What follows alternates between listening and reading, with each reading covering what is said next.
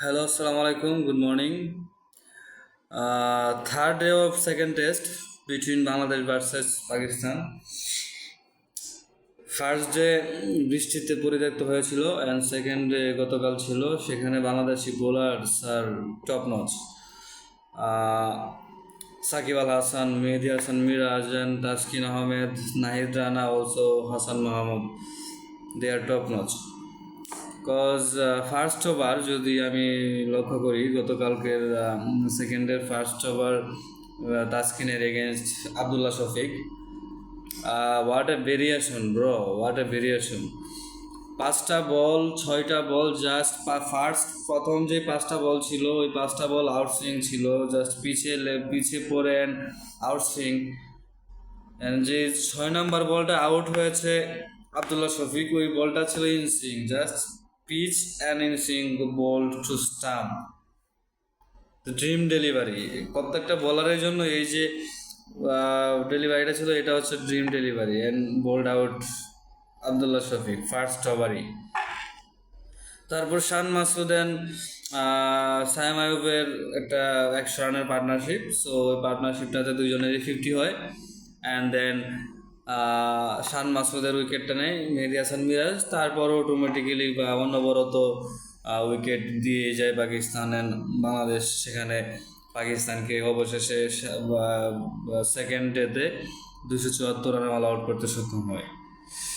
So এই ছিল সেকেন্ডের পরিসংখ্যান। যদিও লাস্টে পরে বাংলাদেশি ব্যাটার 2জন নেমেছিল, নেমে তারা 2 ওভার খেলে 10 রান করেছে।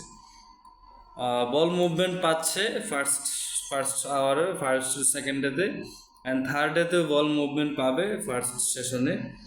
সো আমি চাইবো যে আমাদের ব্যাটাররা অবশ্যই তারা ক্যালকুলেটিভ ব্যাটারকে ব্যাটিং করবে, তারা যেন কোনো রকম ভুল শট না খেলে। আমি চাইবো তারা ভুল শট খেলবে না, তারা খুবই ক্যালকুলেটিভ হচ্ছে প্রপার ওয়েতে ব্যাটিং করবে। বিশেষ করে ওদের যেই বাহাতি পেসারটা আমি দেখলাম, মেবি নামটা মীর হামজা, তো ওই একদম ডেবুটেন্ট পেসার টেস্টে। সো ওই আবার বাহাতি পেসার, যেহেতু শাহিন শাহফুজের অফ ফর্ম চলতেছে, সেক্ষেত্রে মীর হামজাকে নিয়েছে। সোর বোলিংটা ফার্স্ট বলেই কিন্তু ভুল করেছিল জাকির হাসান ফার্স্ট বলেই স্লিপে ক্যাচ দিয়ে দিয়েছিল, তো ওই ক্যাচটা ওরা মিস করেছে। তো আমি চাইবো যে এরকম মিস্টেক যেন কেউ বাংলাদেশের ব্যাটসম্যানরা কেউ না করে, তাহলে হয়তো বা এই টেস্টের ফলাফলটা ড্র তো হবেই। এই টেস্টের যা যেহেতু একদিন চলে গেছে, এখন ড্র হওয়ার সম্ভাবনাই বেশি। তবে যদি বাংলাদেশের ফেভারে কোনো রেজাল্ট আনতে চায়, সেক্ষেত্রে আমাদের ব্যাটসম্যানরা আজকে দ্রুত রান করতে হবে উইকেট না দিয়ে। 400 সাড়ে 400 রান যদি করে ফেলে আজকে, এবং আজকে সারাদিন ব্যাটিং করে, কালকে প্রথম সেশন পর্যন্ত যদি ব্যাটিং করে 400 সাড়ে 400 রান করে ফেলে, হচ্ছে ওদেরকে যদি 200+ লিড দিতে পারে, সেক্ষেত্রে দেখা যাবে হয়তো বা ওদেরকে পরে অল আউট করতে পারলে হয়তো ম্যাচের রেজাল্ট ভিন্ন হতে পারে। বাট সেটা পরের কথা, কিন্তু আজকে সারাদিন ব্যাটিং করতে হবে। আর চাইবো যে মুশফিকের যেহেতু একটা ইঞ্জুরি চলতেছে, মুশফিক আসলে মিডিল অর্ডারে কি সে আসবে কিনা, সেটার একটা কনসার্ন। তো আই হোপ এটা এত সিরিয়াস কোনো ইঞ্জুরি না, হয়তো বা না, তারপর দেখা যাক। তবে বাংলাদেশি বোলাররা টপ নচ ওরা যে বোলিং করেছে পাকিস্তানের ব্যাটিং লাইন আপের এগেনস্টে, এটা খুবই ভালো, দুর্দান্ত।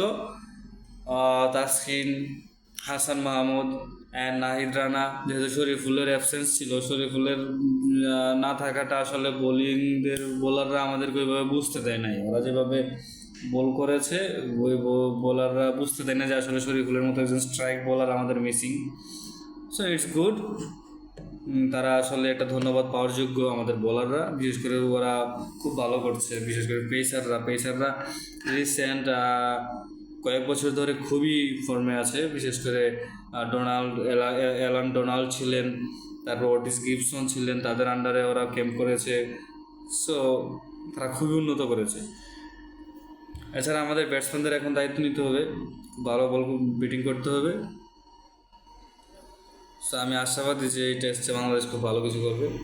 And thanks for watching.